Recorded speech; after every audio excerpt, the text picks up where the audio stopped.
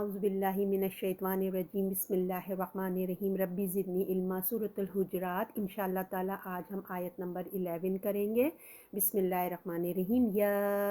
ایہا الذین آمنوا، اللہ تعالیٰ فرماتے ہیں اے ایمان والو، نہ مرد دوسرے مردوں کا مذاق اڑائیں، ہو سکتا ہے کہ وہ ان سے بہتر ہوں، اور عورتیں دوسری عورتوں کا مذاق نہ اڑائیں، ہو سکتا ہے وہ ان سے بہتر ہوں، اور نہ ایک دوسرے کو طعنہ دو اور نہ ایک دوسرے کو برے لقب سے پکارو۔ ایمان لانے کے بعد گناہ کا نام لگانا برا ہے، اور جو باز نہ آئے وہی لوگ ظالم ہیں۔ بسم اللہ الرحمن الرحیم۔ جیسے کہ آپ کو پتہ ہے اس آیت کی ابتدا ہوتی کہ اے ایمان والو، تو یہ حکم ہمیں سنایا جا رہا ہے نا، تو اس لیے ہم اپنا نام لکھ لیتے ہیں یہاں پہ، تاکہ ہم اپنے آپ کو جب مخاطب کریں گے نا، تاکہ ہم اپنی اصلاح کرنے میں ہماری آسانی ہو جائے کہ یہ صرف اللہ میرے لیے کہہ رہا ہے۔ تو ہمیں اپنے آپ کو شعور میں لا کے ہمیں ان آیات کو غور و فکر کرنا ہے۔ تو آپ لوگوں کو یاد ہوگا لاسٹ لیکچر میں آیت نمبر 9 اور 10 میں مسلمانوں کے باہمی لڑائی ہو جانے پر ہم نے ضروری ہدایت ہم کو اللہ نے دی تھی، اور یہ ہمیں احساس دلایا تھا کہ تم لوگ دین کے جو مقدس رشتے کی وجہ سے نا تم لوگ ایک دوسرے کے بھائی بھائی ہو، یعنی کہ یاد ہوگا نا کہ اگر لڑائی جھگڑا بھی ہو جائے نا، تم نے ملنا جلنا نہیں چھوڑنا ہے، یہ نا اس کو ختم کر دینا ہے۔ تو ہم لوگ جو ہیں ایک دوسرے کے بھائی بھائی ہیں، اللہ نے کہا تھا جو خدا سے ڈرتے ہوئے آپس میں تعلقات اچھے رکھنے کی کوشش کرنی چاہیے، ٹھیک ہے۔ تو اب آگے کی آیت میں 11 اور 12 میں ان بڑی بری برائیوں سے ہمیں روکا جا رہا ہے جو معاشرے اور گھروں میں جھگڑے اور تعلقات کو خراب کرنے کا سبب بنتی ہے۔ تو آیت نمبر 11 میں ظاہری اعمال پہ ہم کو روکا گیا ہے۔ تو بظاہر دیکھیں ہم ان عادتوں کو معمولی سمجھتے ہیں جو اللہ نے اس آیت میں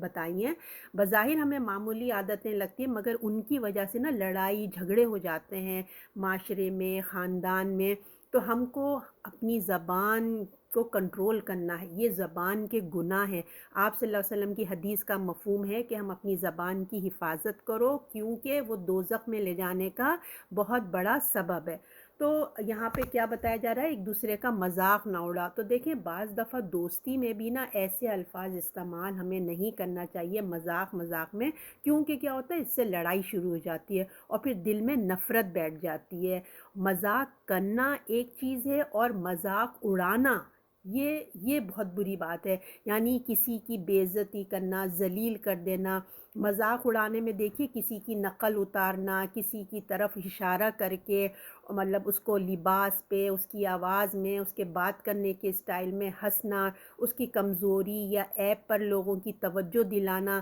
ایسا کیوں ہوتا ہے؟ لوگ ایسا کیوں کرتے ہیں؟ جب انسان دیکھیں اپنے آپ کو برتر سمجھنے لگتا ہے نا، تو دوسرے کو کمتر سمجھتا ہے، پھر وہ اس کو مذاق بناتا ہے۔ تو یہ عمل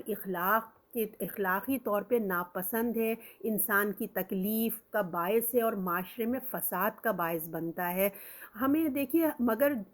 ہم جس کا مذاق بنا رہے ہوتے ہیں نا، بظاہر وہ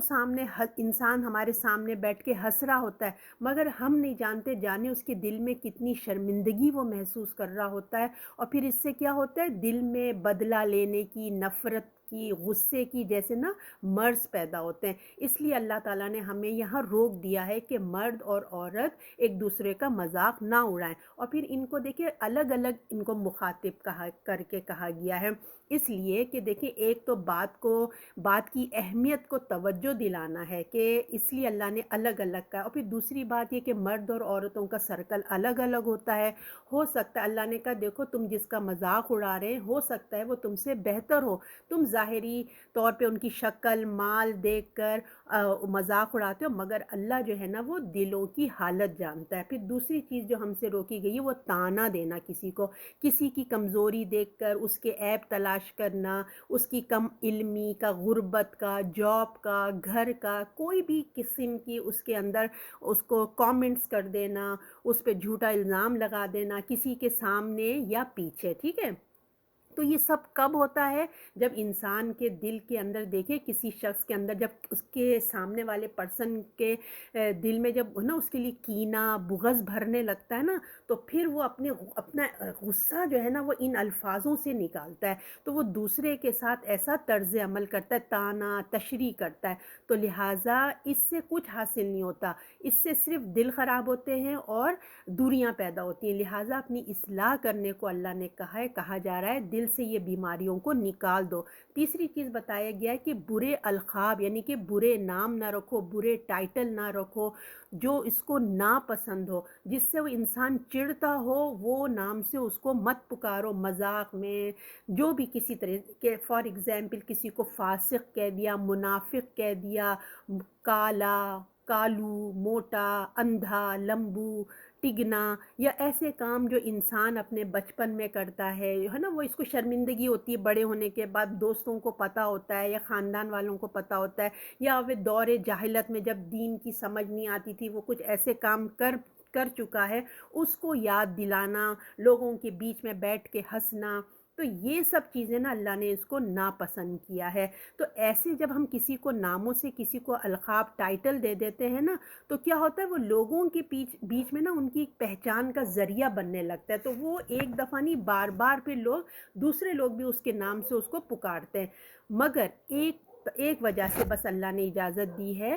اگر کہ ایسے نام جیسے فیملی میں بہت سارے نام کسی کے ہیں، پہچاننے میں مشکل ہوتی ہے، اور وہ پرسن جس کو آپ نام رکھ رہے ہیں اگر وہ اپنی انسلٹ نہیں فیل کر رہا ہے، وہ اس سے راضی خوشی ہے، اس کو مزہ آتا ہے ایسے نام سے، تو جیسے نک نیم رکھ لیتے ہیں کچھ بھی، تو پھر اللہ نے اجازت دی ہے۔ تو ایک مومن کے لیے دیکھیں یہ بہت شرمندگی کی بات ہے کہ مومن ہونے کے بعد ہم بدتمیز، بد زبان، بد اخلاق ہوں، ایک مطلب نان مسلم بھی اگر ایسا کرتا ہے تو وہ بھی زیب نہیں دیتا۔ ہم تو دیکھیں اللہ ہم کو کہہ رہا ہے اے ایمان والو، تو ہم تو اللہ، رسول اور آخرت کا علم رکھنے والے ہیں، وحی کا علم پر ہمارا ایمان ہے، یقین ہے، ایمان رکھتے ہیں، تو اگر ہم لوگ اس وجہ سے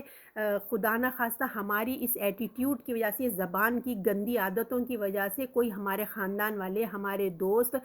میں ہم اس طرح سے مشہور ہو جائیں کہ فلاں تو بھائی وہ تو کسی کا لحاظ ہی نہیں کرتے، نہ محفل دیکھتے نہ تنہائی دیکھتے ہیں، تو وہ ہم سے ہماری زبان کی وجہ سے اپنی عزت بچانے کی فکر کریں، تو یہ نہایت ہی شرم کی بات ہے۔ ایک مسلمان ہو کر نہ ہم تو ان کاموں سے باز ہی مطلب ایک مسلمان ہو کر بھی نا ہم ان کاموں سے اگر باز نہیں آئیں گے تو یہ توبہ نہیں کریں گے، تو اللہ تعالیٰ فرماتے ہیں یہی لوگ ظالم ہیں۔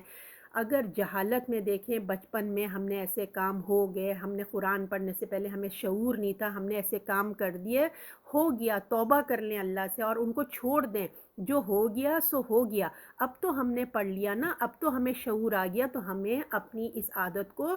کنٹرول کرنا چاہیے اور اللہ سے دعا کرنا چاہیے کہ ہم سے یہ برائیاں دور ہو جائیں، اور اللہ سے توبہ استغفار کرنا چاہیے اور اپنی اصلاح کرنا چاہیے۔ اللہ تعالیٰ مجھے اور آپ کو عمل کرنے کی توفیق عطا فرمائے۔ صدق اللہ العظیم۔